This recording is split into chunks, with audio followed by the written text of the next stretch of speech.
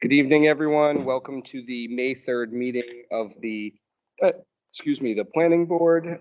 May I start by calling the meeting to order and call attendance? Yes, sir, please. Bob Tessier, present. Joyce Capiello, present. John Driscoll, present. Andy Dapp, I hope I'm present. Vanessa Price, town planner, present. Atkins, code enforcement. Present. And Barbara. And we have Barbara Irvine, our Planning and Land Use Administrative Assistant down on the end here. All right, review of meeting minutes for approval, review of the April 19th meeting minutes. That was a long, fun meeting. I just have a quick comment on there that I was working with Barbara on it. Staff present needs to, we're also going to correct that to add that Mark, the road agent, was here, as well as the fire chief, Rick Walker, was here. And also line 13 reference. That would be.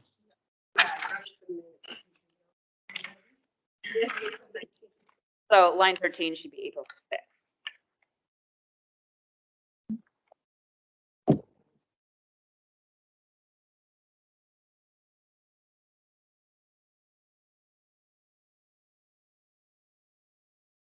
Motion to approve the minutes as amended. Second the motion. Roll call vote, starting on the end. Tessier, aye. Capiello, aye. Driscoll, aye. Nap aye. I did. Seconded by John. Mr. Driscoll.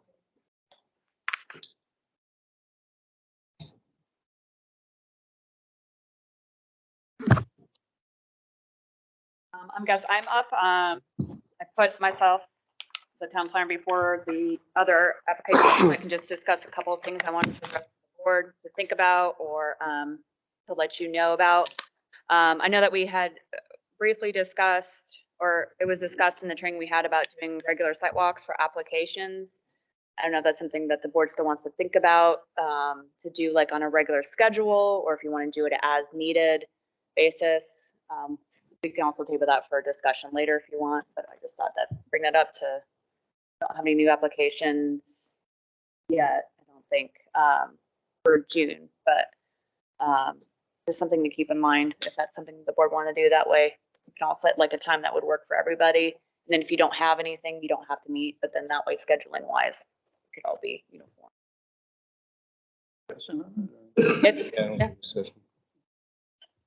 Comments? Thinking like a lot of boards do like a Saturday morning at 7 a.m. or is that we use? Something like that, like, or, you know, not at 7 a.m. Saturday kind of girl, but I will do whatever the board would like. So like, yeah, staff would be, so the staff would be there, the applicant would be there. The applicant has to agree also to a meeting on the site, and then whatever board members can attend. But I think it'd be easier for scheduling wise for everybody if it was like a consistent date, you know, something to think about like on a Saturday, or if another evening. Brooklyn. I was not here. I think it was 9 o'clock or something. Was like. It wasn't 7, but maybe 9. Was it during the? No, I think it was a Saturday, wasn't it? Are you talking about the one Meadowbrook, when they did the sidewalk there, it was Oh. Saturday, wasn't it like mid-morning? like 11 or Mid-morning. That's Friday? Was it a Friday?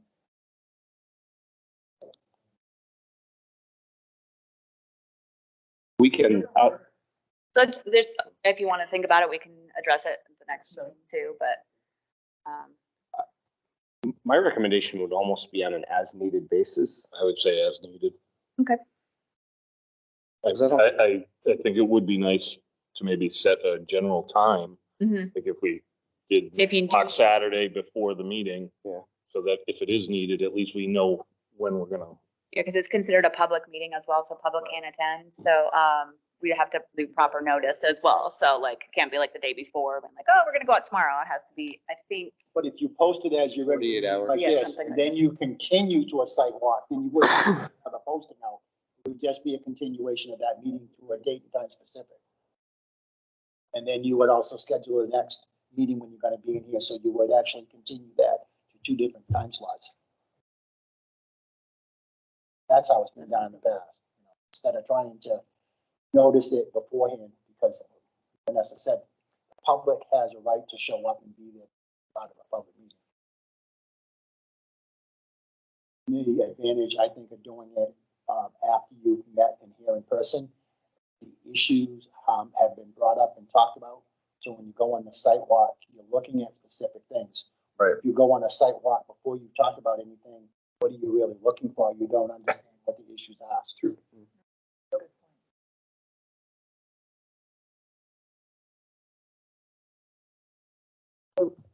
What are you looking for, Vanessa? Like a certain, I know, just a certain kind of procedure. We can talk about it like when we do have an application that you feel like that would be more beneficial. Then we can set it up at that time, and depending on what time works for schedules for everybody. It sounds like Saturdays, but I know like my kids have sports, but I don't know everybody else's family does on Saturdays. So we can try to find a time that works for everybody's schedule. And I'm off, I can tell you personally, I'm often not around a lot on weekends, whether I'm off at different, I mean, it's fine whether I'm or not. Other things in the past have been, like on your regular meeting night, you meet there like an hour before or an hour and a half before, so that gives you time to do what you want to do and come back here. Yeah. So that people don't feel like they scheduled a whole nother day's lost. I like that idea. I heard the ZBA. The ZBA, that's what we're discussing about possibly doing. I would much prefer meeting at the site at 5 o'clock or 5:15 or some 5:30 or whatever. Then after that meeting's over, you come. Just come in here. And everything's still fresh in your mind. Right. Because there is that little bit about anything the board discuss, because your quorum has to be done in a public thing. So in the past, I've walked around and said, you can't discuss that now during meetings, site walk, because you're supposed to be there observing and you're supposed to have a discussion when you get back here. It's not like you can listen on every conversation going around and try to control it, if you know what I'm saying.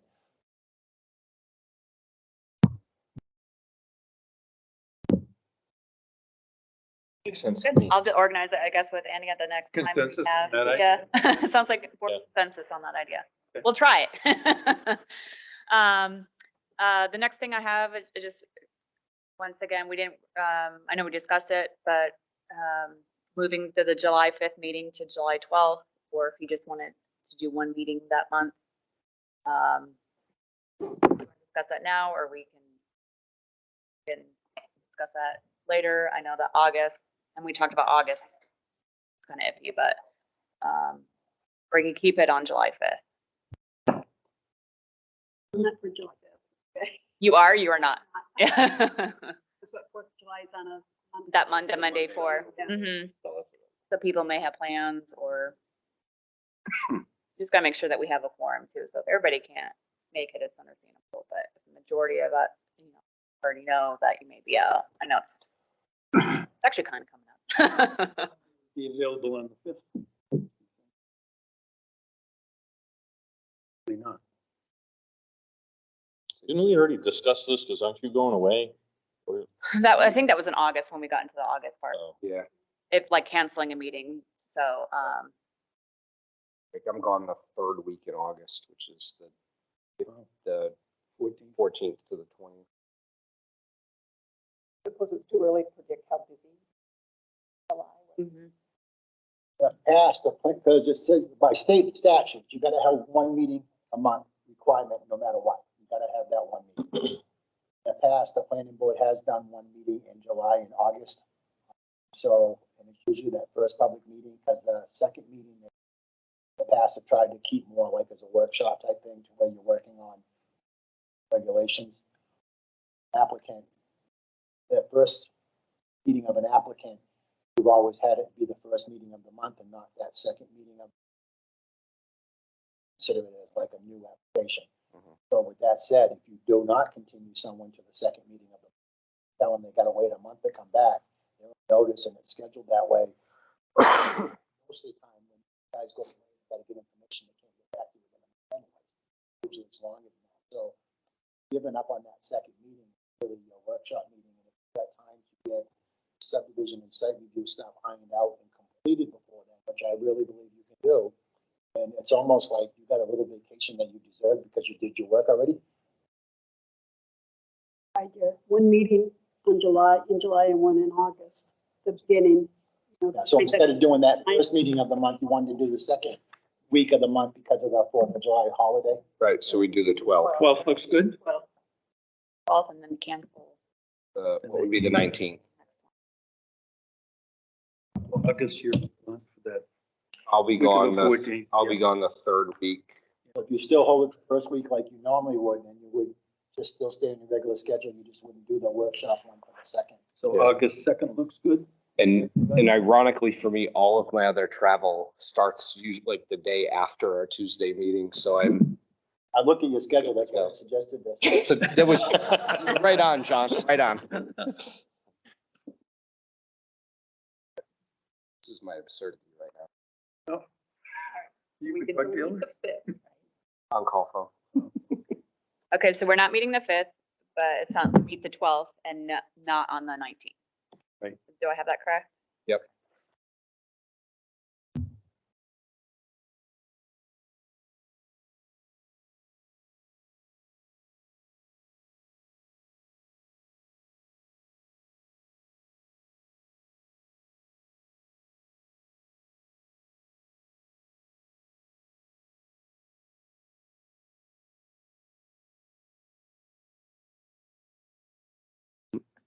Like the date for. The August meeting? So meet August the 2nd and cancel the 6th, and not convene on the 16th, Right. correct? The Second, 2nd, we will meet, and then August 16th will not meet. and August is a 5-week month, so it'll be a, Well, and also just let you know, in September 6th is the day after another holiday.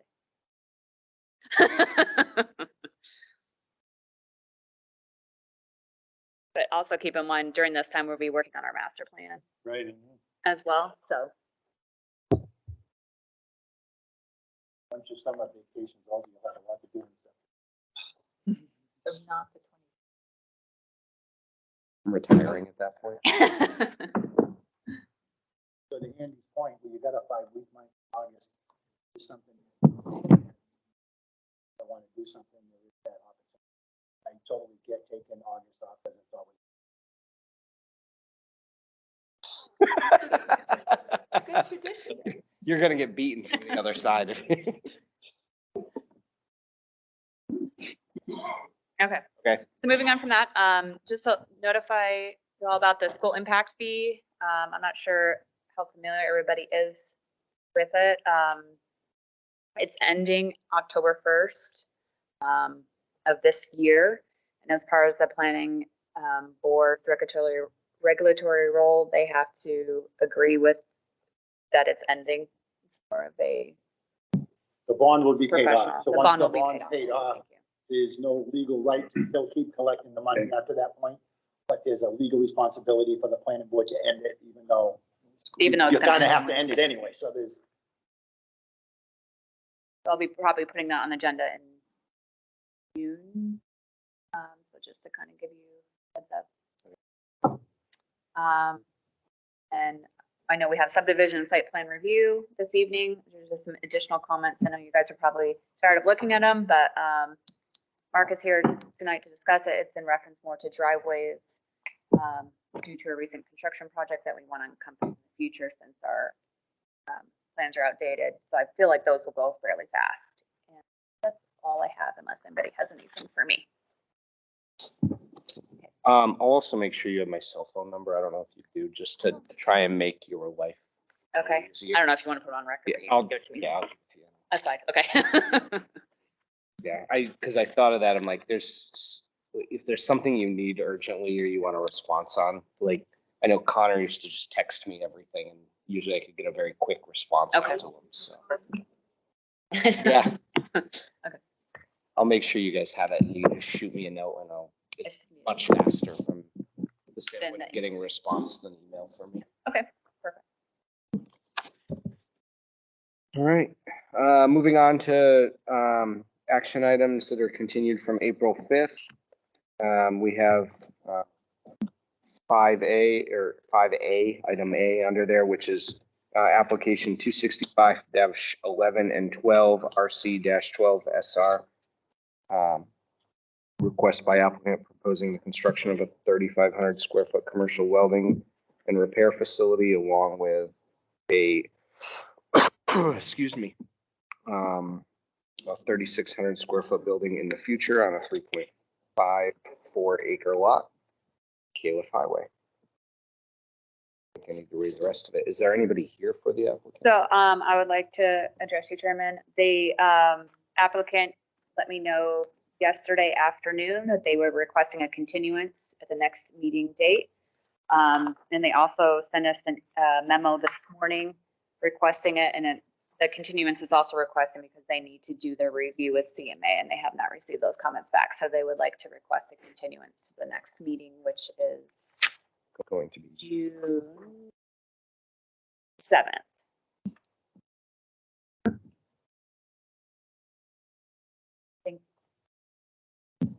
Yep. Does any, Unless just there's any issue. opening it up for discussion, does anyone have any, talk about any issues, any concerns with the continuance? Yeah, I'm looking for a motion to continue application 265-11 and 12 RC-22-SR to June 7th. Motion? Have it down on the end by Buddy. Would you like to second it, John? Sure. Seconded by John, motioned by Buddy, seconded by John. Roll call vote. Start here. Nap aye. Driscoll, aye? Capiello, aye. Jesse, right? Good. And everyone should have received a letter for 5B, application 223-26.58 and 59-RC-22SR for continuance to the next available public meeting, which would also be June 7th. So looking for a motion for a continuance for that application. If there's no discussion. I'll move. I'll I'll second. second it. Motioned by Capiello. I don't know who seconded. I'll second. John, seconded by Driscoll.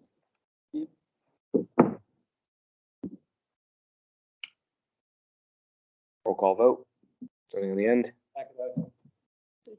Jesse, right? Capiello, aye. Driscoll, aye? Yeah, bye. Next one, action item number 6A is application 240-9 and 249-2-NR-22LL, which would be the Lenzie Family 2009 Trust and Carl J. Bodge Trust, care of Ronald Bodge. Request by the applicant to adjust the lot line and waivers from Bodge to Lenzie on maps 240 lot 9 and map 249 lot 2 at 155 Young Road and 508 Beauty Hill Road. The result in the Bodge property with 58.149 acres on 508 Beauty Hill Road and Lenzie with 19 acres on 155 Young Road in neighborhood residential zoning district. And it's done by land surveyor Brian D. Rowland, LLS number 701 of Ospey, New Hampshire. And Mr. Lenzie is here, so is there anything you would like to address from the board?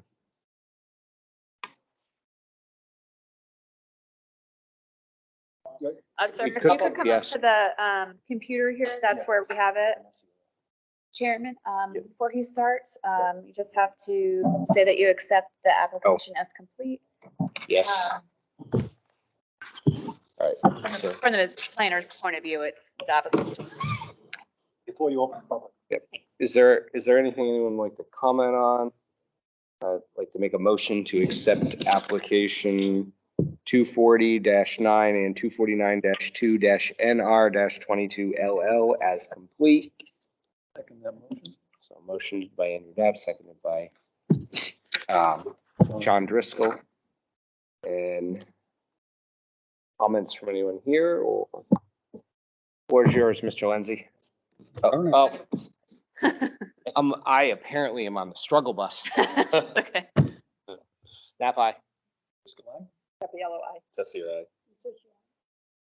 Thank you for being here to put me back on the, One more step, Donna is actually sitting in the alternate, said that she's gonna. so Donna is sitting as an alternate and will be participating in all votes this evening from the alternate capacity Should be. as a full member, right? Right, but sitting in. How about your turn, Brian?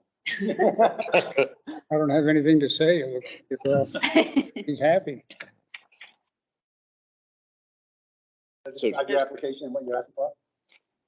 Yeah, the application is for my wife and I to end up adding 4.5 acres to it's on the south end of our property. I don't know if you got it in front of you.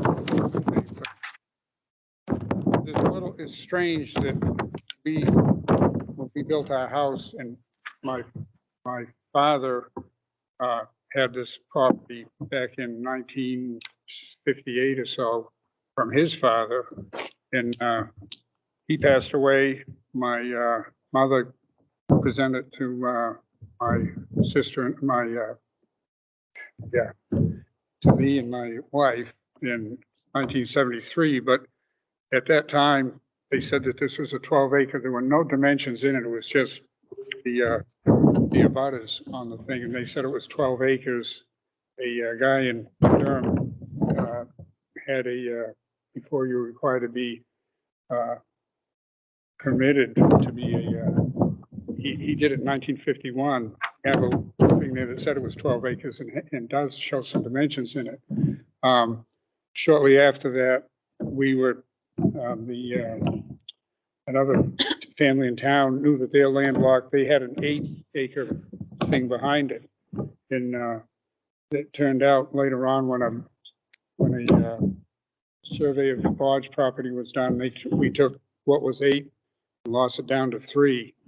But so this used to be, if you're looking at the thing, the south end there where it goes across the beaver, goes down at the beaver pond, we thought it ran across what is possibly on there now, but we lost that to the Bodge property.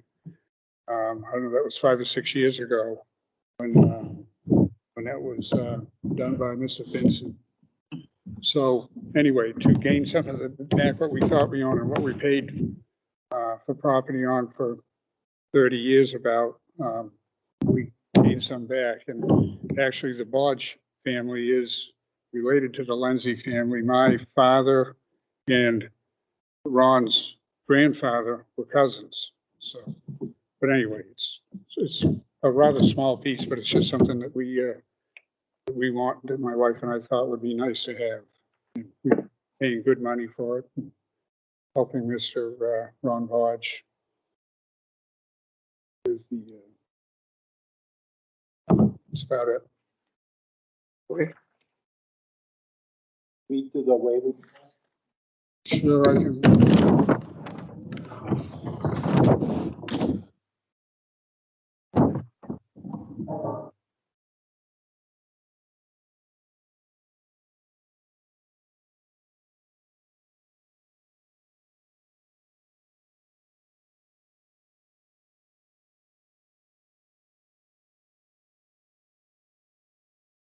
First regulation waiver was for regulation 5323, checklist 10, talked about having test pits and 4K septic systems. The problem, I think it's a problem, and I think it would be nice if the town did it, that there'd be a separate waiver request form. We have to use the subdivision one, so there's a lot of stuff in there. It's wasting paper in the long run. For what's in the subdivision one, there's, I don't know, must be 100 things and 100 or more. And to do a lot line thing is considerable. There's a considerate amount that's not applicable. But anyway, so one of the things in there, why would you want test pits or system areas in just because you're adding to your thing. It has really, I think most times it has nothing to do with subdivisions for a lot line adjustment. I mean, you could say that, well, maybe you're doing something for setting up for subdivision later on, but most of the time it's not with the idea of getting it so you can do some subdivision adjacent to it. Anyway, that we asked for Another argument to support that waiver request is it's not like it's a vacant lot. Want to make sure that Right. it's buildable, already have homes and have existing septic systems, so they are that you would have to have for that board. Yeah, do you want us to vote on it with each one? You should, waiver. you should vote on Each each waiver. waiver separately. Right. If you're gonna grant them. You can wait and have them explain them all. You can do them one at a time as he explains them. I feel like it's easier to do it right as he's going through it. And I agree. does the board have any objections to waiving section 5.3.2 parents 3? No. Okay, I will motion to waive 5.3.2 parents 3. I'll second. You gotta read the language too. To waive the test pit in the 4K septic area because, By not granting. Oh. Imposing unnecessary hardship, you know. yes, I recommend waiving 5.3.2 parents 3 because by not granting the waiver would pose an unnecessary hardship to the applicant, and granting the waiver would not be contrary to the spirit and intent of the regulation or specific circumstances relative to the subdivision or condition of the land in such subdivision indicate that the waiver will properly carry out the spirit and intent of the regulations.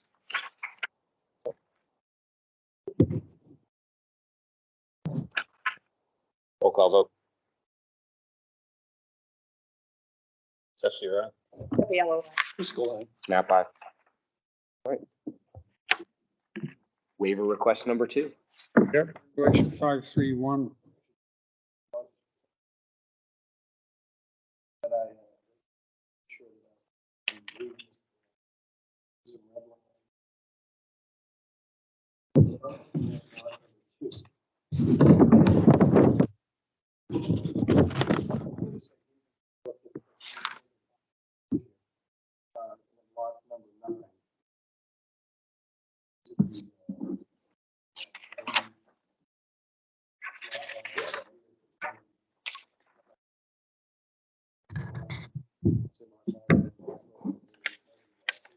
What it's actually doing is kind of squaring up that line all the way You should down have a through. plan, but I don't. Should be 11 by 17. perhaps. Oh, I don't have, yeah, I Yeah, I think was we gonna got it say, last time. Might have been packaged. Oh. last week. Up there. This line is going. But yeah. they're Yes, gonna that do- line is and they're going gonna square away. the lot up. And are going to square the lot up.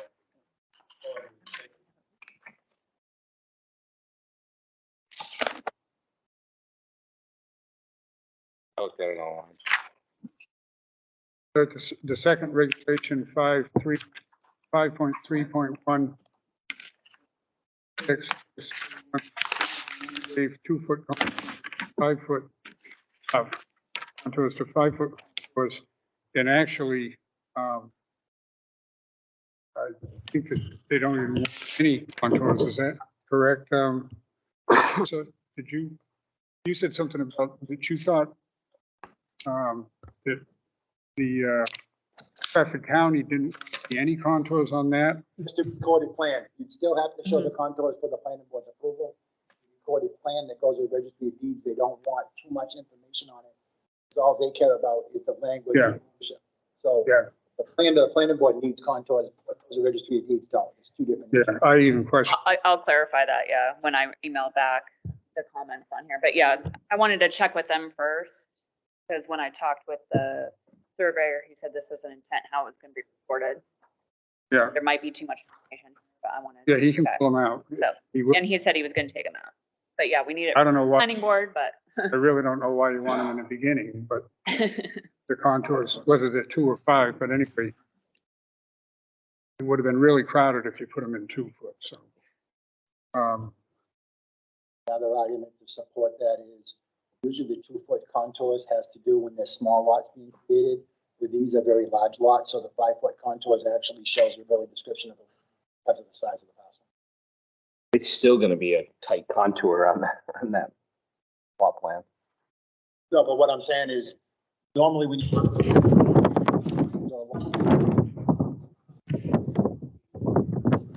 with it, Yeah. plot it out, want to see the area and how the stuff works, but these lots are so big, it's do 2 contours on them, it's redundant, it doesn't serve you any purpose. Doesn't size it. Looking for a motion to wait, or discussion? Okay, Better be the.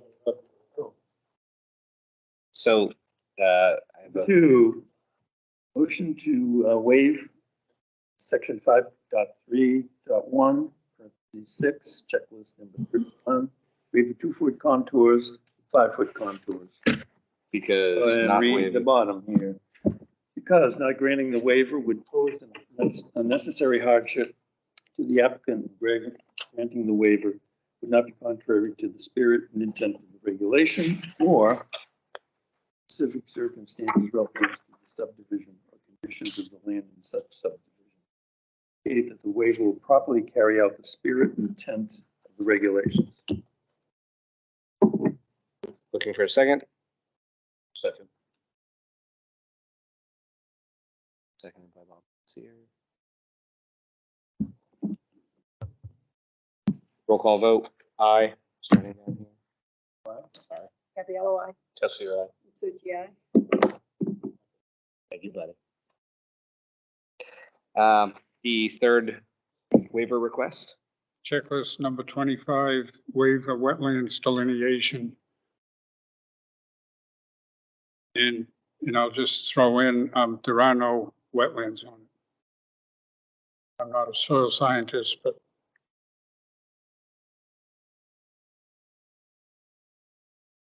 any discussion? So there's no wetlands on it? no, there aren't. On the portion that's being exchanged, not the. Yeah, on the parcel, it's the 4.5 parcel, there are no wetlands on that. And the upland soils and the existing uplands around both buildings already exist, which meet the minimum requirements by the subdivision regulations. So therefore, if all the rest of the land was wetland that's not shown, or it's all upland not shown, is irrelevant, because the stuff around the buildings meet all the minimum criteria. So, I'll make a motion to waive 3.3 parents 13 for wetlands delineation, because not granting the waiver would pose an unnecessary hardship to the applicant, and granting the waiver would not be contrary to the spirit and intent of the regulation or specific circumstances related to the subdivision or conditions of the land in such subdivision. Indicate that the waiver will properly carry out the spirit and intent of the regulation. Second that. Roll call vote. Tessie, right? Gabriella, I. Driscoll line. Nap aye.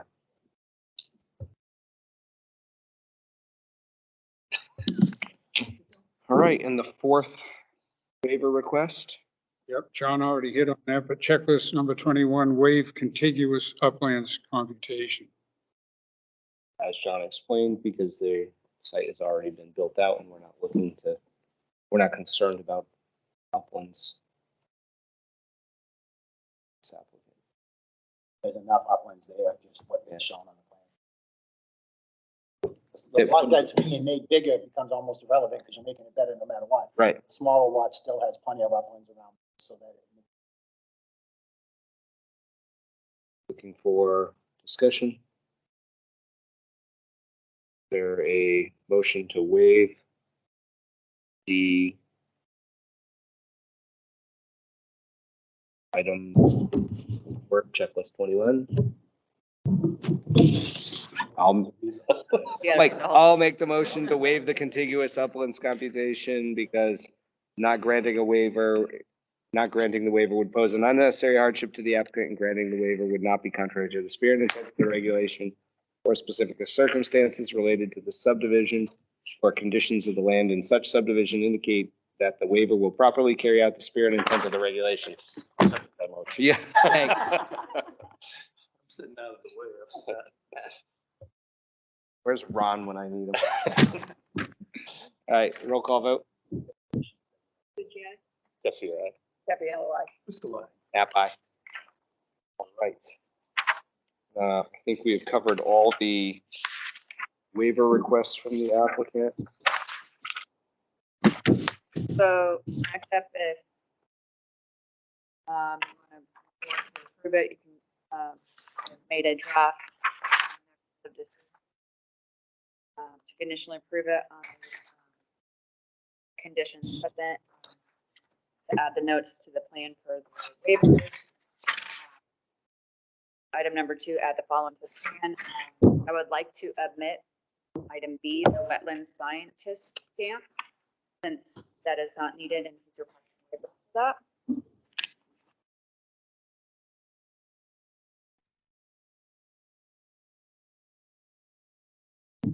And if anybody else has comments or wants.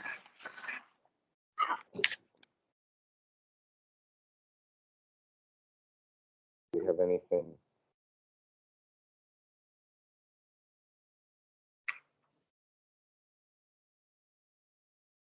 Do we have to read the entire thing? Trying to think. how You we've would have to- historically- You'd have to make the decision to the approval based on those conditions. Right. You can volunteer someone else to read. Volunteers. Voluntold. My favorite. So looking for a motion to approve the application, to conditionally approve the application for 240-9 and 249-2-NR-22 LL. You make a motion, conditions, see the conditions? I will even read the conditions. So based on the conditions Read that. noted I'll in read the it. document. I'll read it. I make a motion. Have conditionally approved, adding the following.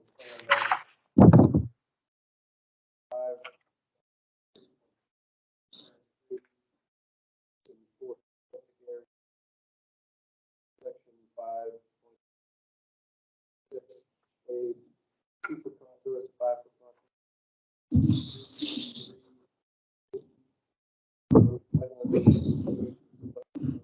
criteria, and wetland scientist stamp and signature to the final plan. Final waiver to waive computation. And remove the item 2B, wetlands scientist stamp. Oh, did you?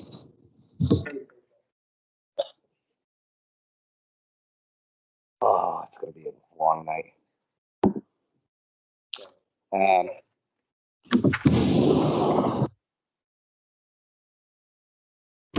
Roll call vote. Yes, you're right. Gabriella, aye. Mr. Lyon. Nap aye. All right, thank you very much, and congratulations on your conditional approval.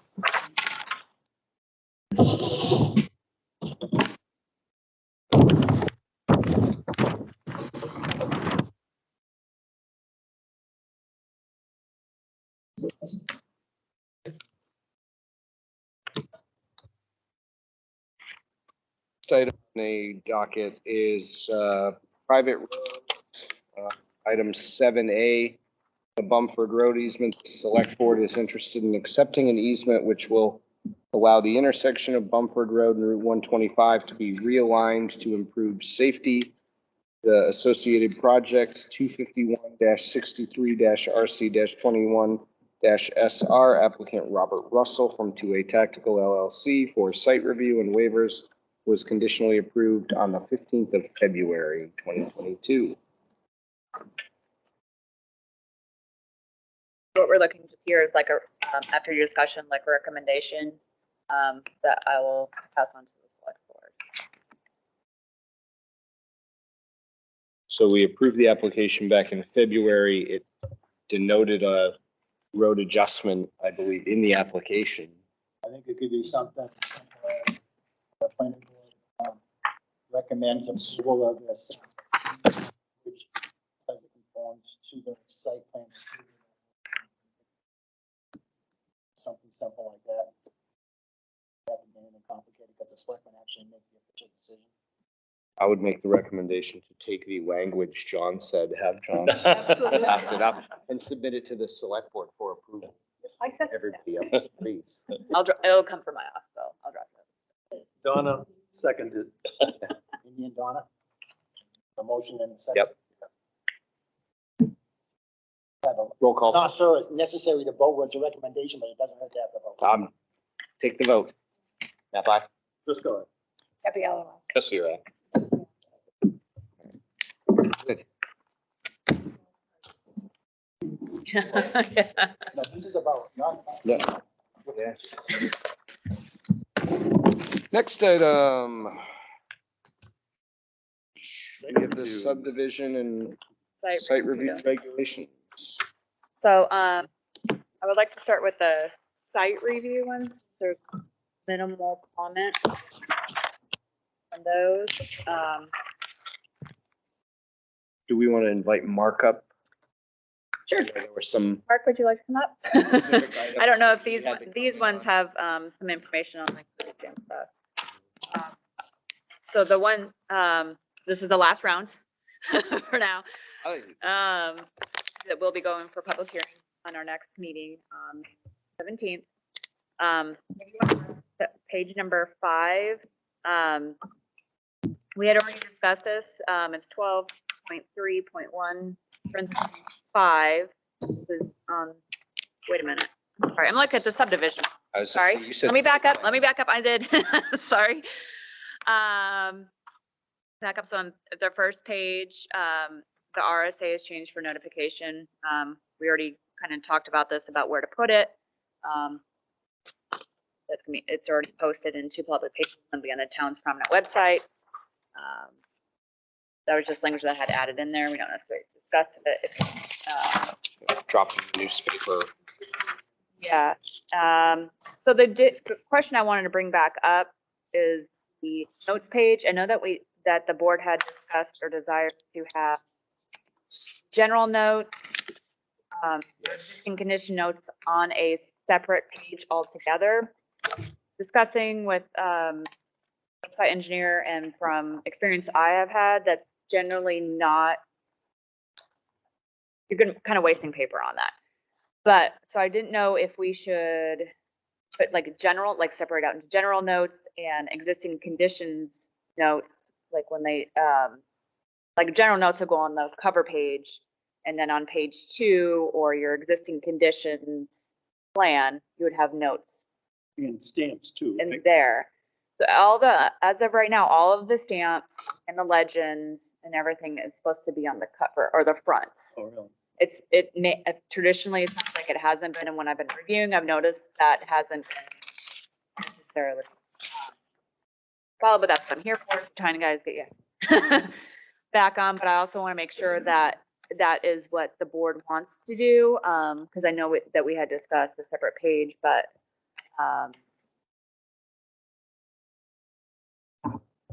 Wasn't the last thing we discussed was it's required to be on the front page, but it's also recommended that if there were multiple sections, that information as pertinent to that section would be on the leading page of that section? I'm just hearing that. no. That's a real good thought. That's basically where we're at. That isn't exactly what we said. That was what the issue was. Yeah, so I wanted to clarify that, because that's where I feel like would be more beneficial, that the general notes, like you said, are on the first, and then the second page, whatever we need to, I'd have to go back to the checklist to make those, as long as the board agrees with putting those in the proper spots for the checklist and that sort of thing. Notes page. But then you know what you're looking for. You're not going throughout the plan again to say, well, yeah, you have all your notes, but it's on page 4 instead of on the title page. Our regulations say the title page, we're going to hold this to where our regulations are. If you haven't been following past, too bad. Moving on. So, If there's something on page 6, you don't want to go to page 2 to figure out what the note is. You want the note on page 6. Exactly. yeah, so, and I think that's just maybe more internal conversations with our department for the applicants that are coming in. But I know that some of the surveys had but we're concerned that not all the notes would fit on the first page. So we were trying to come as a compromise as the board. I think that's the big kind of gripe we've been hearing is that they're like, hey, we can't fit it all in here, so we're putting it in other areas, and then they're getting conflicting notes That too. because of the way things look or delineated. If there will also be something like a meeting page, parents, gotta have a second meeting page, if there's that many notes. Within the note box is usually something like this. Mm-hmm. That's what I was thinking, like when you're having the huge plans, you're just gonna have a little note box and the rest of it blank. I know that is not always. But what I'm saying, we have notes on one page, and they have to continue on to Oh, I see what you're saying. page. Yes, I see what you're saying. Like if it's not all gonna fit on the cover page where we want it, then you add an additional page with the rest of your notes. Correct? Do I have it? Like- Seen that? Okay. Like second cover. Mm-hmm. So there, if it's for ease of getting through the plans, whatever makes it easier. Ideally, easy. This should be easy. Would be, People are not Yeah. following the rules. Following yeah. There's a lot of stuff that's happened in modern day now, when notes used to be just this big, and it was 4. All you needed was 4 notes. Yeah. Now there's 30 notes, and it's not gonna fit in that box. Mm-hmm. Exactly. It's gonna get up to the 90s. I'm a Board consensus. Okay. whatever. I mean, So have the We're- main notes or what have you, and then use an additional page If needed. if needed. Mhm. Okay. Thank you for on the same page. Yeah. So we're proposing a new sub article, working with Mark on this. It's 3.2.10.21 sub-articles. This is under, this will also be consistent with subdivision regulations that Mark has proposed with the town engineer for the driveway. That have a lot of driveway issues right now. So this note is just that note the following, in accordance with town regulations, new and existing driveways shall meet current driveway permit application standards. We've had a little bit of discussion, like, isn't that intended what it should be? Yes, but we wanted it, Road agent would like it spelled out. I guess, how is it any different? This is like where I'm struggling with what is different than, It's going to be laid out. Driveway regulation.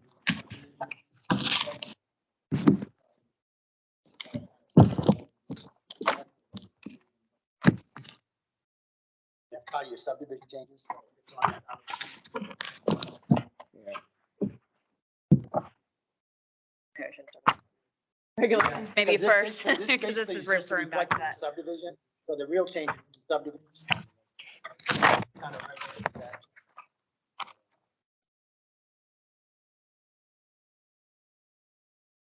trying to find my. Let me see here. Site plan.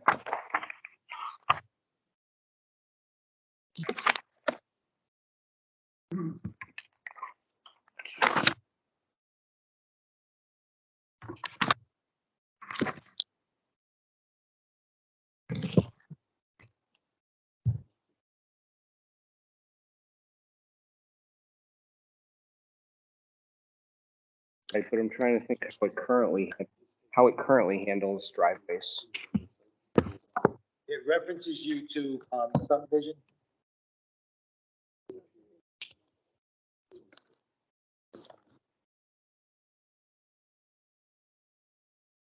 So this would actually be like, once you're going back to like our general page, this is a general note that would also be added.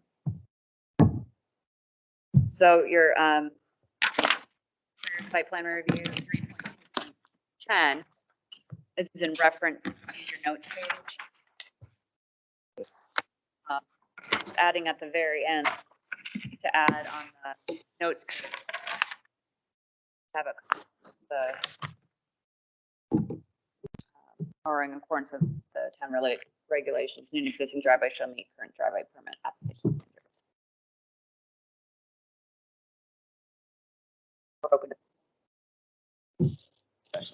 Then shall be shown.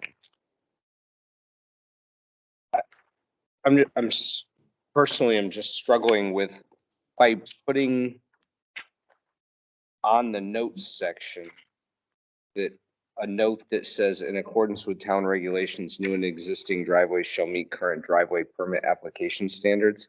I'm struggling with what do we accomplish with that by putting that note on the plan set? I think this might be where I differ. Say earlier, this doesn't exist. It does not exist. It's a new sub-article. So the reason that that was also added here was to be consistent with subdivision regulations. The subdivision regulations, there's a lot more added to driveways, and I know we want to have more like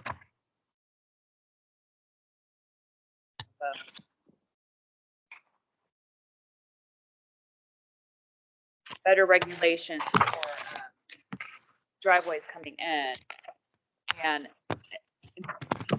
it's implied with our regulations that it should be already be following our town standards by doing this. And so it's appropriate, but there, that's totally fine.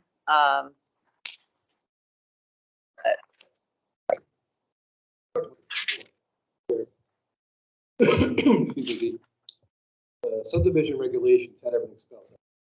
Then the site plan review would refer to subdivision regulations. Wanted to add regulations in the site plan so people see them there, or at least refer back where it is, in writing somewhere they know it's there. If I'm remembering correctly, but I thought that's what it was. You don't have to refer back to the subdivision.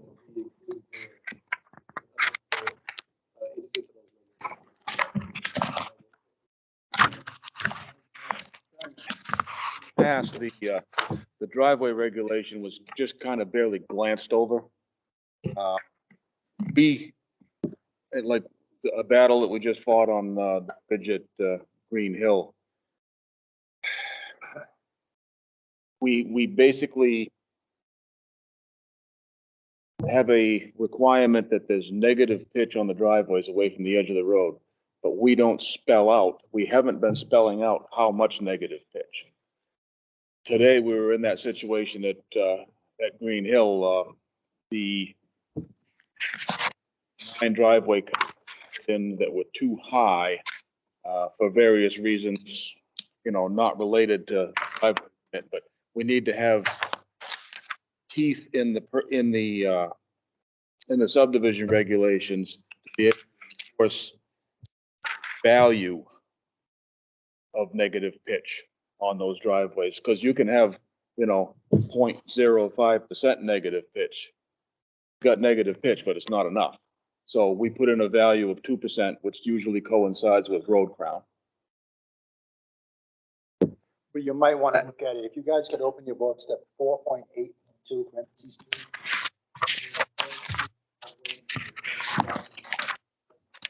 Might be.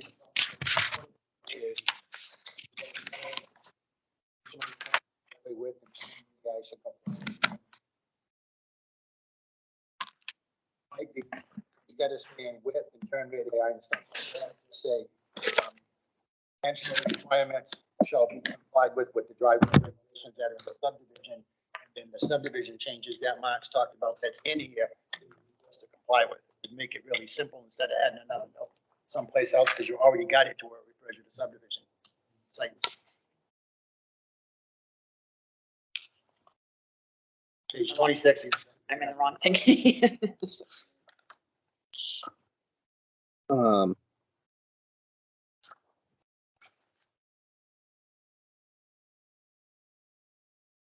Instead of I would saying just say driveway width parameter. and turning, just say driveway to the town of Barrington's subdivision regulations, and then all that detail is part of what you're gonna be looking at next. All this red It's in the back of your subdivision regulations you're gonna get to.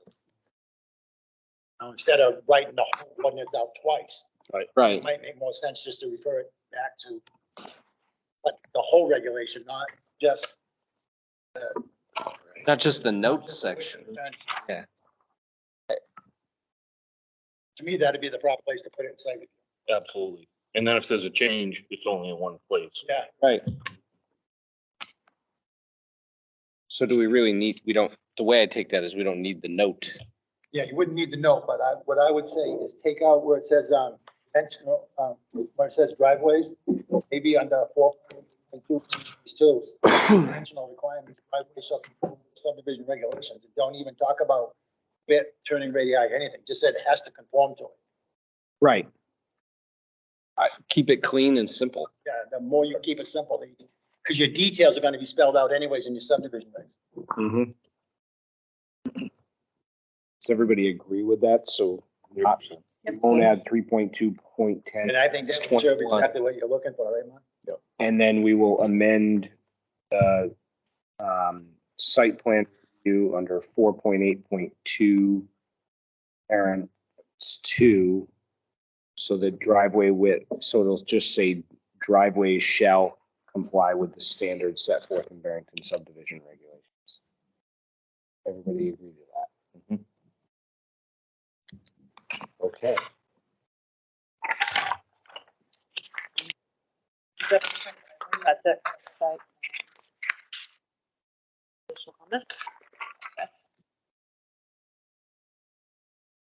Next one up, please refer to the subdivision regulation division.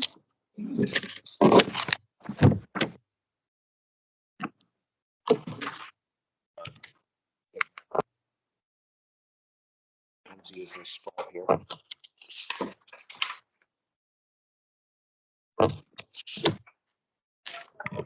New comments start on page 5. 12.3.1 to 5. We already discussed this. It was just additional language, revised a little bit by the town engineer to better encompass the fire chief's concerns. And So I have a question on that. And so I started trying to think about this where I've encountered it in other areas, private drives, things like that. One of the ways where I've seen it effectively utilized is where people have made driveways going in. Rather than creating a turnout, which somebody has to pull in and then back, they've expanded the width of the drive there so that it was wide enough to get, in this case, you would be 20 feet wide by the length of whatever your longest truck is, which allows them to pull off and then somebody drives straight by and then keep driving past. Things road out 20. The They driveway, expanded the yeah, driveway itself. what, yes, and I started thinking back to an instance specifically that I know of where a guy built a camp up on top of a hill, and when he put his driveway in, more for his, not on, because it was required by regulation in the town at the time, but for his own fact of driving multiple vehicles and people coming up and down, he created some pull-offs. He had a turnout in one area where it made sense, but in other areas where it didn't make sense to try and make a cut into the side of the embankment going up, he was able to widen the road in that section to be 20 feet wide and 75 feet long, which allowed more than adequate space to pull a vehicle off and get two vehicles past each other. Plus, it allowed him to keep his contours and his ditch line intact running down through there. Would that make more sense, and would it actually create the flexibility that somebody might need when looking at? Because we discussed it before, it was not, had to do some language at the end that said, you know, as long as it was reviewed by fire. Because we talked about different things about line of sight, hills and whatnot. And like the instance you say, if they say they have to do a cutoff on the right-hand side and there's a cliff there, they're not gonna do that cutoff. The engineer, the road agent, and the fire chief would say, it doesn't make sense to try to blast in here. It would make sense to widen it this way.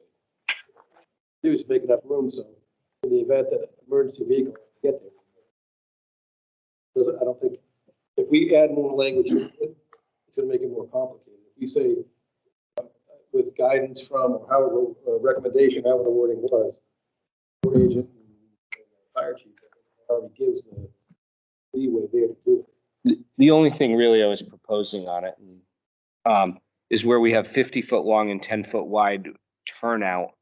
Rather than just saying turnout, have turnout or pull off.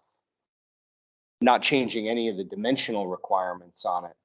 I'm just trying to create a little more flexibility for who's there, because otherwise we're gonna have to waive the turnout requirement if it comes before us. If they can't do that, we're gonna have to waive it for an alternative plan.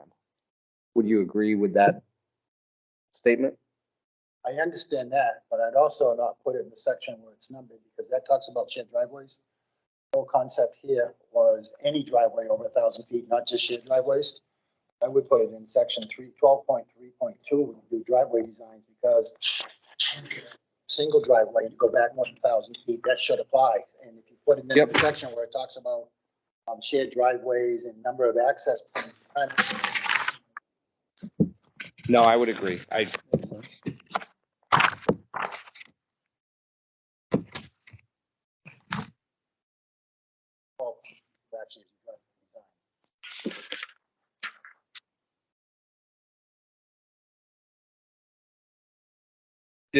The only reason I referenced it in 12.3.1 parents 5 is because of the new sub-article. which that's what it says, but I know it's a sub-article and you just described it, and that's about the 50-foot pull-off. If you got a driveway over 1,000 feet. Right. 500, a pull-off 500 feet, but it really should be in your driveway designs, because it has nothing to do with shared driveways. And even if it's a single driveway, it should be part of your driveway design, where here you've got it to where it's multiple shared driveways. If someone has a single house that's the driveway's over 1,000 feet, you probably still want that pull-off, so Right. it makes sense to keep it with the driveway designs, not where multiple shared. I mean, the comments, I think, are the same. You just got to add a new section under 12.3.2. You know, you have an 8 in or Like something. more add it in appropriate. there. There. Right. Together. That, which is what I was wondering, is that when I look at 12.3.1 parents 5, should that really be under 12.3.2? Correct, exactly. That's the point I'm trying to make. Yeah, I agree completely. Does everybody else agree? Okay. So we're gonna move 12.3.1 parents 5 out of that and into 12.3.2 That would be- parents 8, is it? Is that the end of it? Yes. A lot of these changes Mark talks about, all going to be in this section here, because it's all about driveways. Okay. So even the negative grade, well, I don't want to jump ahead. You're fine. You're fine. We work as a team. You're fine. The next one, this is where it was going to be to match site review regulations. So it's like now for the 12.3.2 under driveway design. I'm going to put their new and existing driveways shall meet current driveway permit application standards. I think it's appropriate to put there, but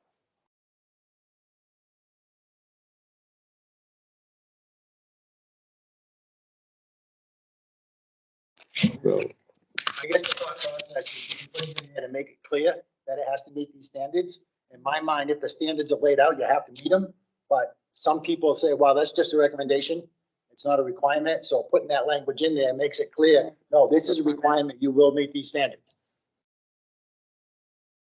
I deal with a lot of people that try to play like, oh, it's not quite what it says, you know. So in my past conversations with the town's attorney is, I have to apply the regulation for what it says, not what I intended to say, not what I believe someone else intended to say. I got to apply it for what it says. So if you make it black and white, they have to comply with these regulations. It makes it clear in black and white. So basically, we're saying 12.3.2 shall meet 12.3.2.1 parents two, parents three. Five standards, just said you have to meet these standards. Right. You're gonna be laying the standards out all the way down to underneath it. Right. So we're just adding the language Yeah. beyond driveway design. Makes- Sometimes things are just too simple. Yeah. And you almost you don't gotta wanna have it. discuss it, but you kinda got it because it's too simple. Everybody's like, so why? Anybody have any objection? Sorry, to backpedal on the other one, what were folks' thoughts on creating the flexibility by, where we talked about shall have a 50-foot long by 10-foot wide turnout or pull off? I don't know if anybody had any feedback. John, did you think, like, my thought is we would have to waive that provision if they requested something else for an alternative design. To me, a turnout and a pull-off are kind of the same, but if you put them both in there, it makes it so that, whether it's a turnout or a pull-off, I mean, you're pulling to the edge of the road. If it's still a 10 by 50, it's still a 10 by 50. So, yeah, so. Right, that's I what, mean, to me, they both the same thing, but it doesn't have to have that extra statement. Contingencies, right? so do we want to add it? Would you agree adding in pull off? Is that? I don't think it's gonna hurt anything. I think it says the same thing in my mind, but. Right, it's just when I hear a turnout, to me, that goes, as you said, it goes perpendicular to, as opposed to Oh, parallel. I see what you mean. Oh, because I think by reading this, I'm thinking that turnout is gonna be the 50-foot long by 10-foot wide. That's how I envision it. Yeah, I understand the purpose of it.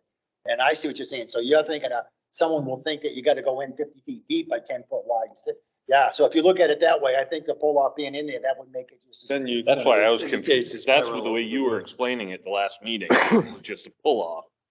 And when you were just saying turnout, Well, to me, a turnout is a parallel thing. I didn't know Right. it was a 90-degree. No. thing. same here. But if you put both in there, then it makes it clear. If someone wants to go in deep, they could, but it depends on what your issues are with your topography and stuff. You might not be able to go parallel a long way, but you Right, might be able right. to go in deep along the way. So it serves the same purpose. and historically, what I've seen for plan sets that come in when they do that, they're doing a turnout that's perpendicular to the road. See, I would think the fire chief wouldn't want that. Because they'd have to back up. Right. Right. Have to back out. You would think, but that's, if you look at, The 3-lot subdivision. yeah, that's what they did, is they did a perpendicular turnout Right. off of it. So it's not something that was done in parallel. I think there's still language still there where it's to encompass it. Exactly.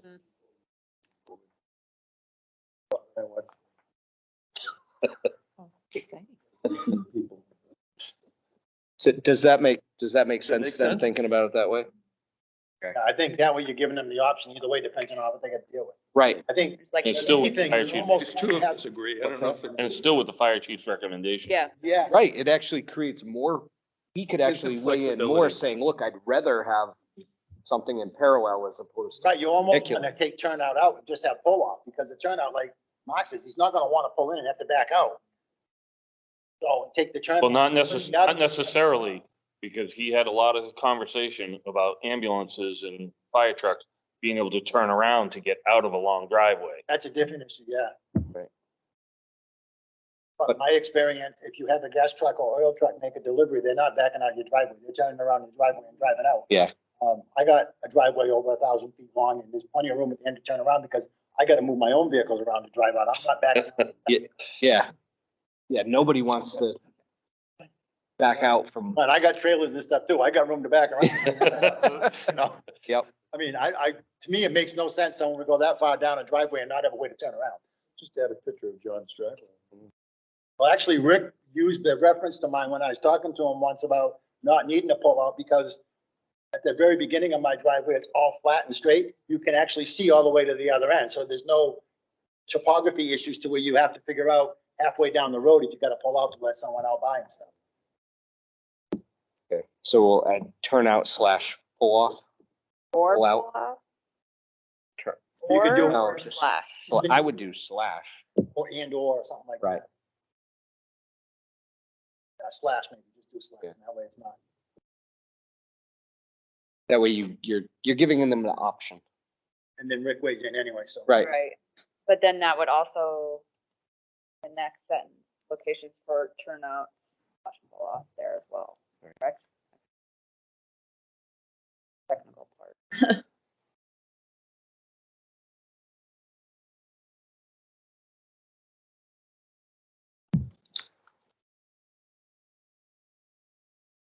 Thank you everyone for the patience, because I appreciate us teasing this out now so we don't have to come back to it. All right, moving on to the next one. Right? Yes. Good, everybody? 12.3.2, parents 4, paid? So this change was proposed by the road agent to ensure that adequate grading is done. This was also in reference when he was talking about the negative grade. Add that language in there. And also to establish grades that adequately protect and promote highway drainage to permit, or excuse me, and permit a safe and controlled approach to the highway in all seasons of the year. I don't know if there's Yeah, so what questions. Mark explained earlier is it doesn't give you that grade coming back. So by putting a number in there, then we can say it's enough steepness so that the water won't stay in the road, it's gonna stay in the ditch where it's supposed to. Because as Mark said, And it's a little 0.5% grade, it doesn't serve you any purpose at all. And if you, 2% is gonna basically follow the road crown of any road, that's an average road crown. So if we're coming by there with our snow wings, if the driveway's stuck up in the air at all, we're gonna catch it and we're gonna be buying some parts. If it's in the same plane as the travel lane of the road, wing just slides right over it without catching it. So it's a twofold thing with the 2% or greater. It can be greater than 2%, that's fine. More is better, but it can't be less. And we've never had that language in there before.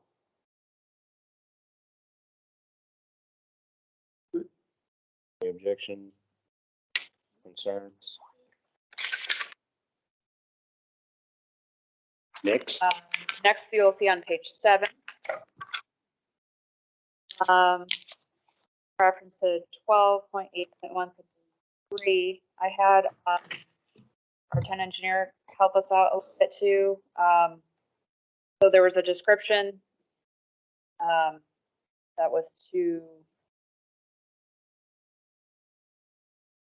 We just wanted to update language to be consistent with the DOT. So for the definition of roadway materials, as in table 3, would encompass those standards. And if you would like to refer to table 3, they're not in this one because there wasn't changes, but they are in your packet that you already picked up.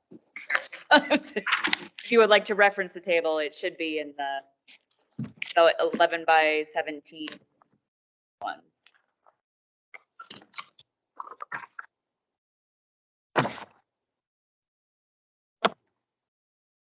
Your little ones. Okay.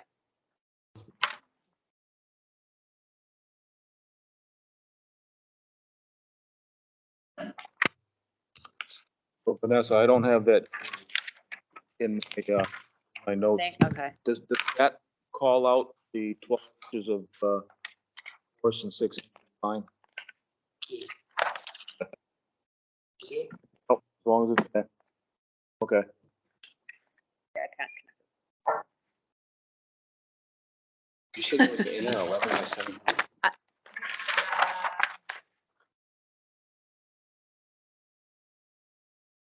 mentioned it might have been a smaller one.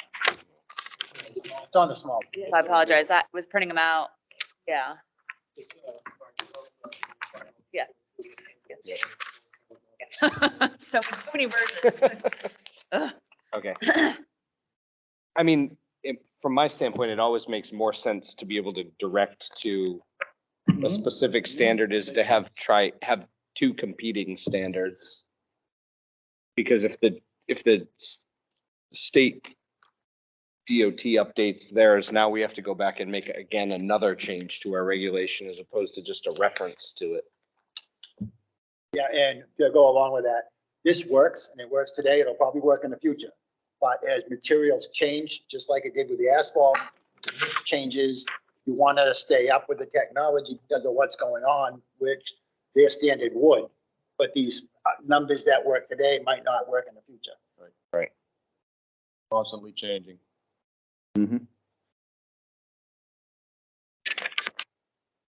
All right, hearing no objections. Sign- So on the next, page 8, this is additional language that we wanted to make sure that we encompass, be consistent. DOT standard talks about materials.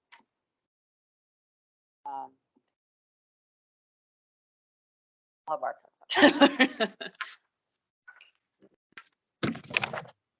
Okay, so guessing that thicknesses, the new thickness is 2.5 on the binder and 1.5 on the top. Those are reflected in the table.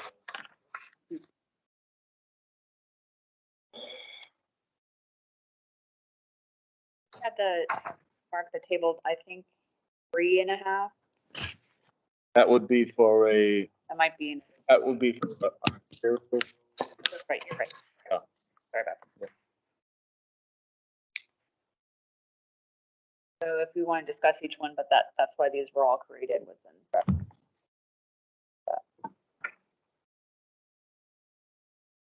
So this reflects not only the previous mix design, which wasn't spelled out in there. So we've gone from the old Marshall mix designs, which is A, B, C, D, the letter names for the mixes. We've been using super pave mixes. Now this brings it another step further to a modified super pave mix, which cuts back on recycled asphalt product and uses more virgin asphalt binder liquid.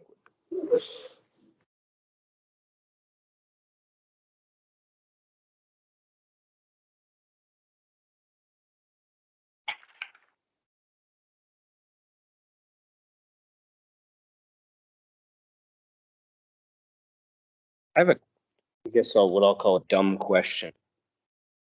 Under, like, when I think of 12.8.1 and 12.8.2, in both of those, could you almost eliminate almost everything that's written here and just reference shall be built in conformance with division of, and then whether it's section 304 and section 400, or section 400 and section 401, would that? So One thing, as I'm thinking about this, so this new mix that's spelled out here, I don't believe that is a listed state of New Hampshire DOT mix. This is something new that was recommended by our engineers, CMA. The city of Portsmouth adopted it. Rochester is, more and more towns are adopting it. I don't believe the state has latched onto it yet. I may be wrong, but So you're saying sometimes there's a lag time? with material? yeah, it might take them a while to latch onto this. But to my knowledge, they're still using standard super pave mixes. I don't think they've gone to this. I will check on that tomorrow, but the chance that they haven't. even though it says general of the NHDOT standard specification latest edition as modified in these specifications? I don't know. I'm unclear on it.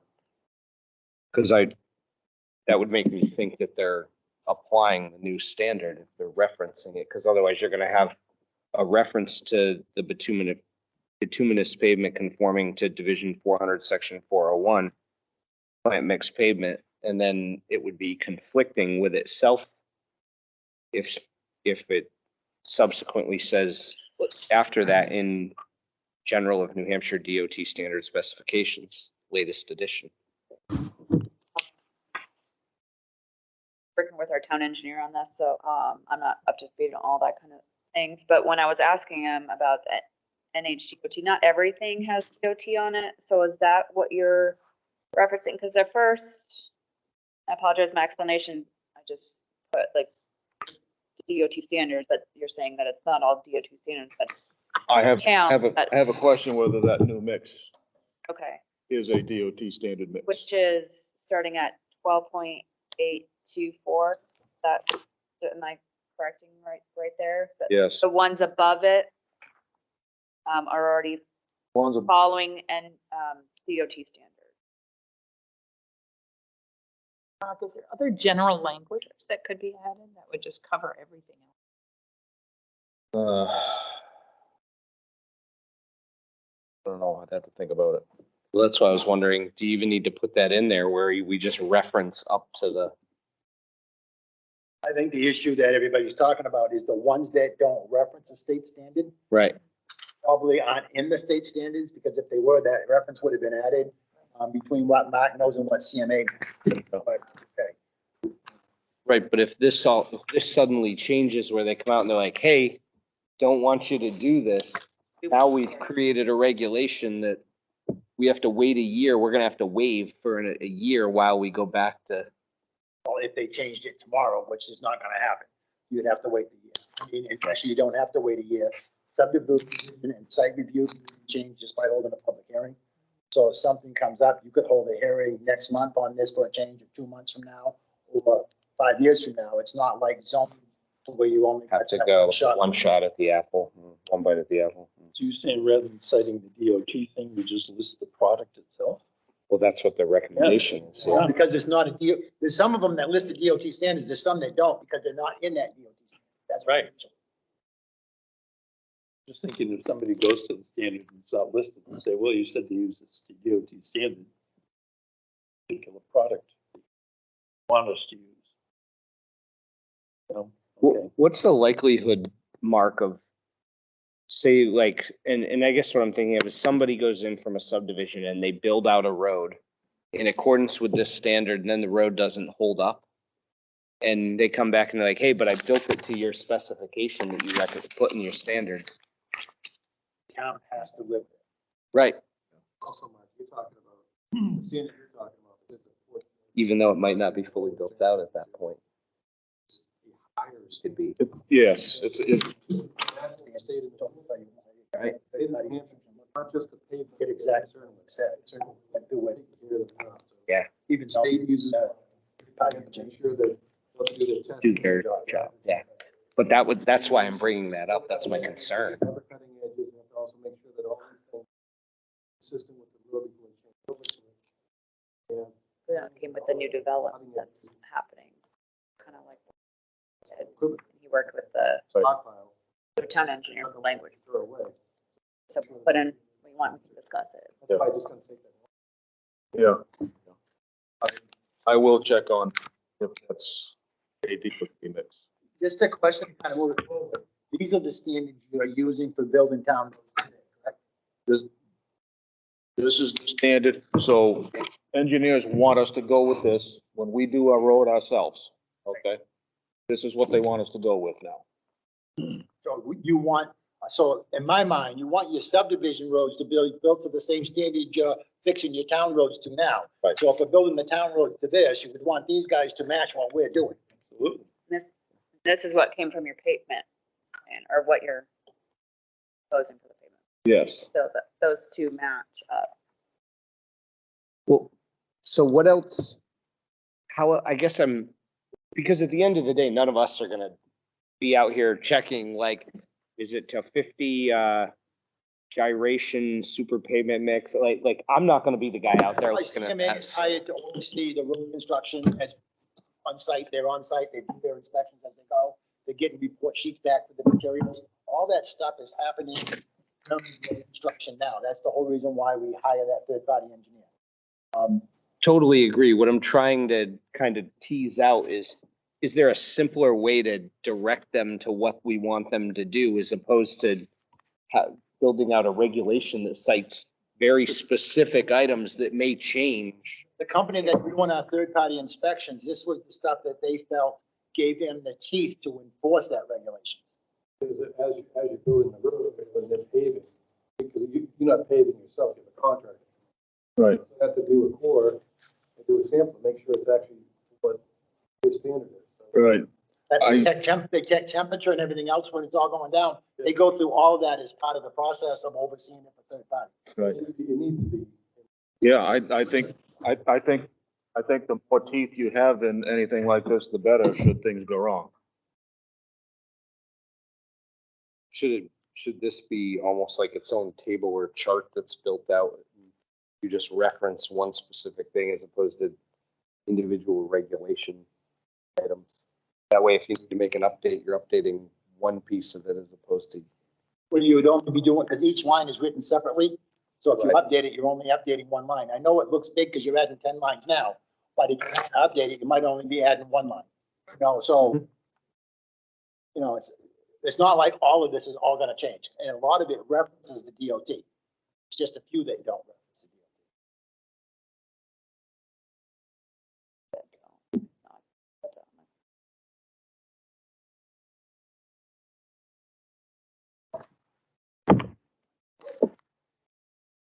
Just trying to make. Yeah, Yeah, how- I understand how do we where make you're it coming easy? from. Yeah. No, I understand where you're coming from, and it's a valid point. Like, if it changes, like I said, hypothetically tomorrow, Public hearing. Like, we just added 2 months of yeah. to change. So I see your point. But it would only be one or two lines if you have to change it. It's not like you're redesigning the whole. There's so much work in subdivision and site review now because they haven't been updated for years. Yeah, and I So we're way anticipate that we won't we'll update them more frequently than every 10 years. Yeah. In the past, back when I was on the board, we kept a list of all the stuff. And we kept a list of all the stuff that the ZBA granted variances on. We saw a consistent thing of what was happening on a regular basis. We made changes to fix them because if you're constantly waiving a regulation, what's the sense in having it? Right. It's just when I look at it all, it's just every item directs it to being consistent with NHDOT standards. Where what I'm wondering is there a way to just reference it to that NHDOT standard? But the ones that aren't listed is what Mark's saying. Yeah, not until we find out if those new mixes are truly DOT standard. Right, but in our explanation here, we're specifically stating we're doing it to Comply make with it the- comply and be consistent I with would- NHDOT standards. Well, Some- not necessarily, Well, It because says it on all of them. the new one we're referencing itself. So do I understand correct that if I were That's what- building a road, I could go by the DOT standards for material, or I could go for this new super mix? Yeah. So there's a choice. Right. There is a choice. You would prefer them to use a new one, so should we not cite the standard? The- And they could, The, I could say, that's why I used the lesser. our engineers prefer that we use the new one. I have no experience with the new, yeah, I don't. No idea. So should it reference the town standards, and town standards then be referenced? That's what you're creating tonight is the town standards. That's what this is about. You're creating the town standards now. Right, but it still says DOT. Wow. The That town was my standard is mistake. gonna I be, apologize. the town standards is gonna be the same as The ones that DOT aren't. standards if you. But some of them don't. But some of them won't. Some of them don't because the DOT doesn't have it as a standard, but it's still a town standard if you put it in the regulations. Just looks like me, if you go later and say, why don't you use the material we wanted? Well, I didn't have to. I followed the DOT standard, which is the less product, right? Maybe I'm missing. Well, I'm trying, I to. was trying to get at. It I says think the all town he's standards. doing is putting this one product as a new product. Right. It's not used everywhere and it's not tested by everybody. Yeah. So we're covering it so that if a developer wants to use this new material, we've got the But spec. you could also use the But old if we one, want to put go weight by on it, go what's with the DOT. standard today, we go That's by what we're DOT. doing. So a year from now, we might update this and change this to reflect DOT standard. That would be the DOT. Or actually, we just take it out because it's reflected in material. Is the UNH group there that does all this stuff commented on this product or anything? Haven't heard anything about it. The first I learned of this was probably 2 months ago. How many years you got in the paper business? Yeah, that's how new it is. That's why it's a little No, like you- nerve wracking. How many years you been in the paper business? All of a sudden, it's like, oh. Yeah, well, in 40 years, I never heard of it. It's just, But Portsmouth is using it, so they must have done some testing on it. That It's like being guinea pig. Well, I'm just wondering. I did a lot, I used to sell all the snowplow trucks and everything to the town before you, but I did a lot with the city of Portsmouth. Portsmouth says, I would rather throw salt on the ground than use steel. They would rather put, the state requires 250 pounds per lane mile of salt to activate, to do their control. And Portsmouth could care less of how much steel costs, and or how much, well, they care how much steel costs, they don't care how much salt costs. So they have $10,000 hydraulic control systems in each truck that they've given every driver the key to offset it, and they put it on max. So they'll have 1,800 pounds per lane mile going down, which is ridiculous. Yeah. And then now your spotted nymph or whatever is on your aquifer is dead because they put too much salt down. So there was always everyone said, oh, watch what Portsmouth, Dover, and Rochester does. That's what everyone's buying. Don't exactly watch that because you might not like what you get at the end of the day. Yeah. I'm just wondering, our engineers from Portsmouth, so it's either one that was involved in that decision. But I mean, it's going to be about money. There's going to be something about it, whether it's either a bigger cost up front or whatever it is, and it gives you longevity. Or, Well, the theory is you're cutting back on the, if your average pavement producer, your average hot top plant owner is left to his own designs, he's gonna pump as much recycled asphalt product into the mix as he can because it's free. Okay? So the theory is, in the course of mixing, see that recycled stuff never comes in contact with the flame. The only heat that it gets out of it to reactivate the asphalt that is within it is being in proximity of the stone and the sand that has gone through the burner.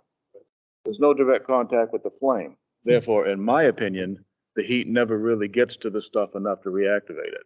so it's softer. Yeah. So this new latest and greatest mix cuts back on the amount of recycled asphalt product. And to make up for the asphalt content that you'd be losing theoretically, they are injecting more virgin liquid asphalt to make up the difference. It's a different type of asphalt. It's a performance grade asphalt that's used in this newer mix. It's not the same as the stuff that would be used in the standard super pave mix that's currently the DOT standard. It's a completely different animal to the point where a lot of hot top plants don't even like making it. Because they have to get in a load of special liquid that they don't want to sell to anybody else because it's more expensive. It's yours, for your project, own that tank.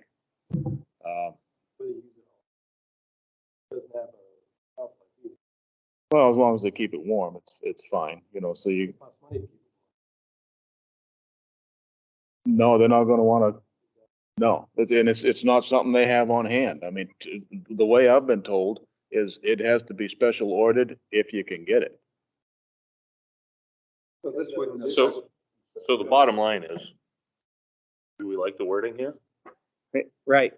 I mean, by the sounds of it, it's like there's gonna be a pretty significant impact to meet this standard, Well, it's based on what you're saying. it's a significant impact. Logistics are gonna play a part in this, near as I can tell, just being able to get the stuff. Right. And it's also $7 a ton more to lay on, by the time you get it on the ground, $7 a ton more than the standard. And another wrinkle that the engineers have thrown in, they want lane joint adhesive in between passes on the long joints. And that's cha-ching, cha-ching even more. So, and Part of what was proposed. I believe the joint adhesive is in here. Yeah, Yeah, the payment. Yeah. yeah. So 2, 6? Is it- Yeah, 8. Marino, it's You're got an ass, they have the train, they can do this. It's a 600-foot long machine that goes through, takes everything out. Yep. Goes recycled in with new mix on it. And from what I recall from a few years back, was these mixes were things that were supposed to be injected into these new machines. Machines are $1 million machines that no town has ever done be able to afford. Right. And if you look in Massachusetts, and there's one contractor in Massachusetts that has one of, is it the wave of the future or not? It's, things are always changing. Oh, yeah, it is. They are. But I mean, if we had to put the verbiage in today, or we put it in a year from now or 2 years from now, does it change anything? Well, that's what I'm wondering is like, are people gonna coming back looking for a waiver from all of these regulations because the cost to go meet it and the fact that the Yeah, but these engineers made it regulations- so challenging. But these regulations are giving them the option to do the DOT standard that That's where we're you following should today. be, number one. And if they want to use a more If they expensive want to use product, that's a expensive, higher it's grade, spelled out and how. So they got a minimum, the highest end if they want to volunteer for it. But I don't think that it does create the option to volunteer for a higher. $7 more. Yeah, because it says you can meet the DOT standard. And at an inch and a half, you're covering about You're talking about Hey, 100 square feet. Yeah. But this is all pavement. Oh, yeah. Like, So the engineers want you to spec it for this year's paving job? This is what they want. We don't have to use this. No. Okay. If you go before the board of We- selectmen, give them the two options Yeah. and the price. There will be two options, yes. We're under no obligation to use this, but this is what the engineers that we've hired to protect our interests are telling us we need to do. I have both these things in here, it covers both contingencies. where, maybe I'm missing it. Where is it giving them the option to go one or the other? Because I don't see where it has, It where doesn't it's say giving them or an anywhere. option. Right. Yeah. I don't know. There is no option. In the Look at language. 18 It's a paragraph shall. Based on the way it's worded. Sorry, I read legal documents all, most of my days, so I'm like,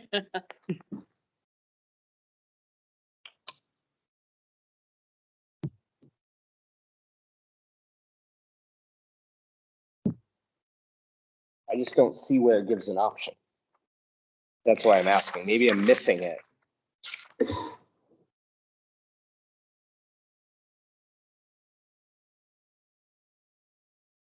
Can't we just put it in? I mean, that's what we're here for. We word You it could add a with line options. saying, you know, or product mentioned below. Paragraph.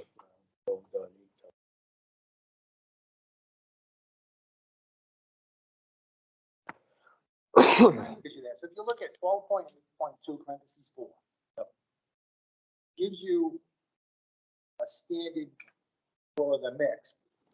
Then it says, then it goes on a super mix design and gives another standard. Right. There's two standards listed there. Right. So in my mind, it says you can meet that one standard for your 12.5 millimeter to 19 millimeter mix. But then if you want to, you can use that super mix design. So I kind of see it as an option. It doesn't say or, but you're laying out two different Right. designs. So which one is the DOT and which one? That's is right. the town? So is the DOT one that first option? Super page. I don't think it is two options. That's where I'm struggling with it. the two options, because it says all 9.5 millimeter nominal progressive or aggregate, sorry. 75 duration and then Right, because one is a reference to one is 12.5 and 19 millimeter. The other is a reference to 9.5.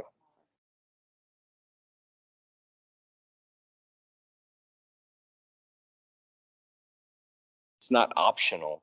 It's, you will. Just for clarification, when they talk about gyrations, those are methods of testing the material.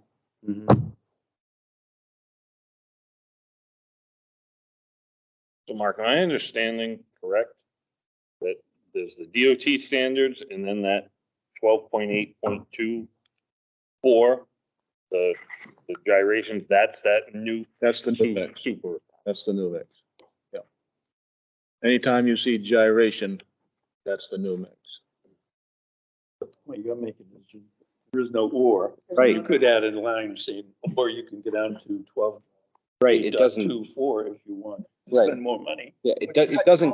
12.1 and 12.2 has the DOT standards listed. Mhm. Then you have another listing for that other one, which is the super mix. Right. Those are two different standards. So it's one standard that's your I guess what I'm, DOT standard, because it talks about 2.5-inch lift, and then it talks about well, we did away with the numbers for the lift, the 1.5 and 2.5, and just went straight to that standard. Are you looking like for a handhold to get the Well- person from one to the other? what I'm looking for is if it says like, thou shalt do this or comply by doing this. It creates you can do one or the other, and it doesn't do that in the way it's written. Just saying This that sheet in front of you, Mark? But it does, because So if you're referring to DOT, 8.21 and and you're using their product, or you're using the other product. I guess we're looking to say, or you can use the one below, just those words. But top two, it looks like that's the standard that you have for your regular. Get down to below that, it talks about that super mix. So does that mean top two, the other one? That's what I get out of reading it, but Two. it's getting, No, that's exactly what I'm getting. Well, that's what I was saying. Am I missing something? Because that's not, in two different standards. Then again, John and I saw a pull-off turn.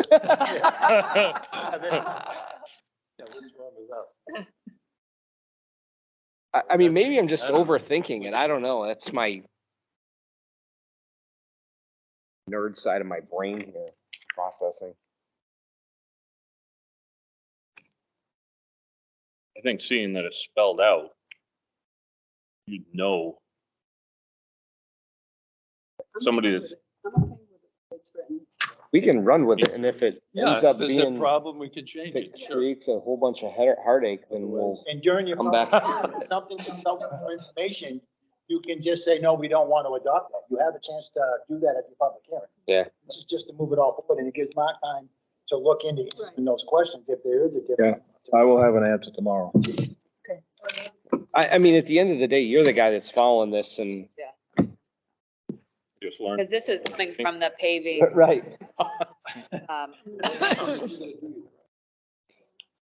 TMA took the language here for the paving plan that you guys are updating too, correct? So this language matches what, Well, it's not so much the pavement plan, but it's the new mix that they want us to use on our own paving going forward.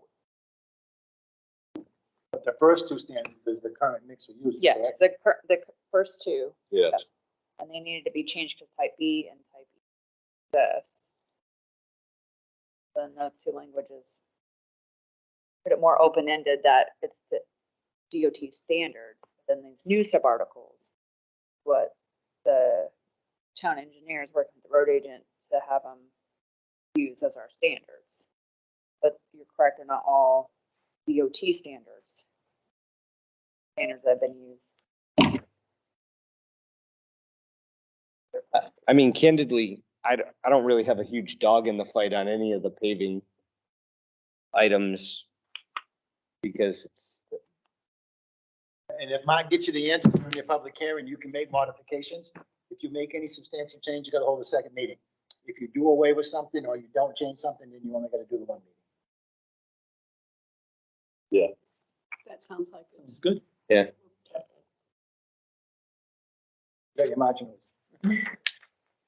On the 12.8.2 parents 11. And below, Parent that's just, C. that's all just renumbered. Okay, I was just curious because it has essentially the same language crossed out with the language above it. And Oh, I missed something there. Are you talking about, one right here, Teresa? Yeah, I where apologize. Yeah, so there's like Same. a repeated, for some reason in our standards, it was repeated twice. So in that language, it just takes out the, Okay, I don't that's know why it what's was taking out the repeated. double. That's Yeah. what I was wondering. yeah. Thank you.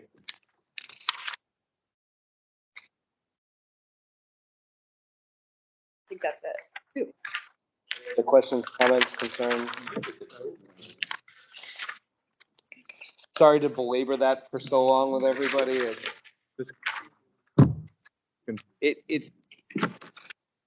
I like to know what I'm talking about when I look at something. If it ends up getting a colonoscopy, and I apologize. So Mark, the purpose of the change, is the road gonna last long? That's the theory. How much? That is the $1 million This is gonna question. come before the select board. We're on Mary Hill Road. At Mary Hill Road, Nottingham. Yep. A big change. Something different. I've been around long enough, so the Mary Hill side's been better than Barrington, the Barrington side's been better than Mary Hill, and then it's gone back the other way. It depends on the paving sequence, yeah. Yep. They don't pave the whole road at the same Just time. seems like the roots, the stumps are starting to come up. Yeah. And it very well might be happening, On yeah. our side. Yeah, it's all ripped apart right now. Get up.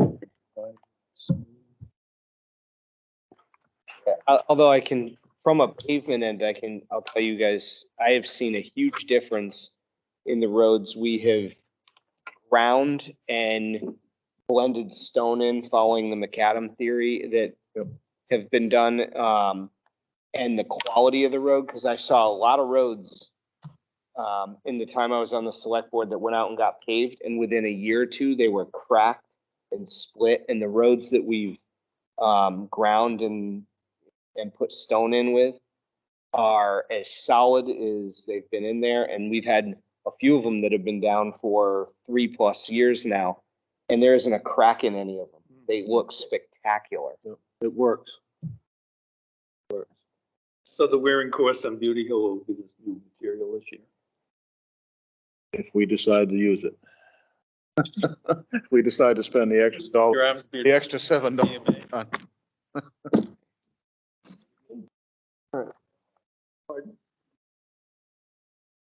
Are there any other items before the board for discussion?